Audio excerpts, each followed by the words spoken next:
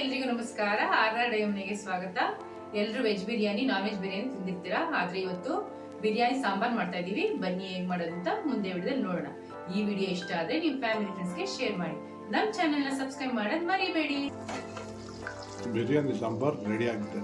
ಮೊದಲಿಗೆ ಒಂದು ಬಾಣಲಿ ತಗೊಂಡು ಸ್ವಲ್ಪ ಎಣ್ಣೆ ಹಾಕೊಂತ ಇದೀನಿ. ಇವಾಗ ಎಣ್ಣೆ ಕಾದಿದೆ, ಮಸಾಲೆ ಪದಾರ್ಥಗಳು ಹಾಕೊಂತ ಇದೀನಿ. ಇದು ಮಾಡ್ತಾ ಇದ್ದಂಗೆ ಸೋಂಪು ಮೆಂತ್ಯ ಹಾಕೊತಾ ಇದ್ದೀನಿ. ಕಟ್ ಮಾಡಿ ಇಟ್ಕೊಂಡಿರೋ ಈರುಳ್ಳಿ ಹಾಕೊತಾ ಇದ್ದೀನಿ. ಇವಾಗ ಇದಕ್ಕೆ ಕರ್ಬೇವು ಹಾಕೊತಾ ಇದ್ದೀನಿ.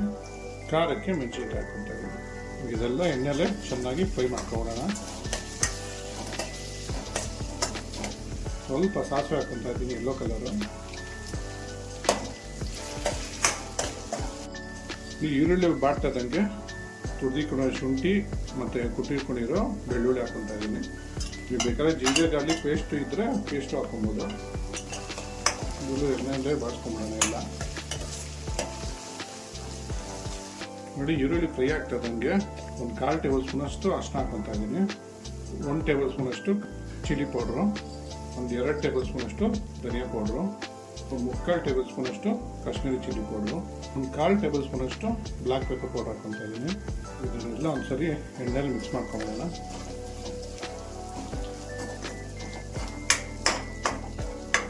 ಇಲ್ಲಿ ಮಸಾಲೆ ಎಲ್ಲ ಎಣ್ಣೆ ಬಿಡ್ತದಂಗೆ 2 ಟೊಮೊಟೊ ಪ್ಯೂರಿ ಮಾಡಿಕೊಂಡಿದ್ದೀನಿ, ಅದನ್ನು ಹಾಕೊತಾ ಇದ್ದೀನಿ. ಒಂದ್ಸರಿ ಮಿಕ್ಸ್ ಮಾಡ್ಕೊಳ್ಳೋಣ.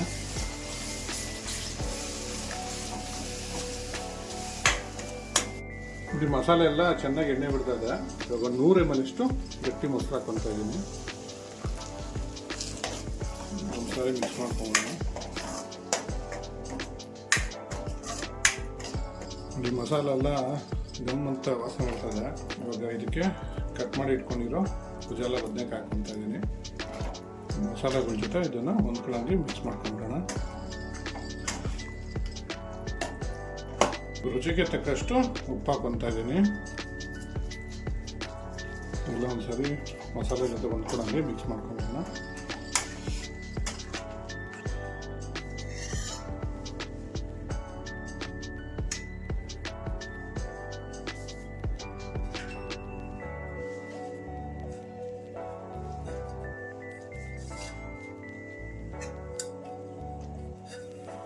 ಇದನ್ನು ಮುಚ್ಚಿಟ್ಬಿಟ್ಟು ಒಂದು 2 ರಿಂದ 3 ನಿಮಿಷ ಇದನ್ನು ಬೇಗ ಬಿಟ್ಬಿಡೋಣ.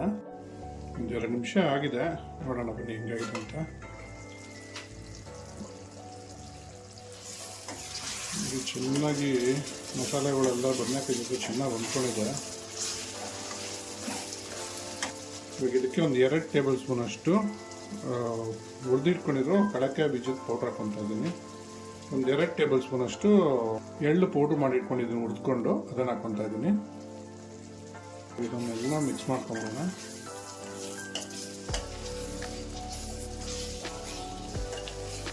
ಒಂದು ಟೇಬಲ್ ಸ್ಪೂನ್ ಅಷ್ಟು ಗರಂ ಮಸಾಲ ಹಾಕೊತಾ ಇದ್ದೀನಿ.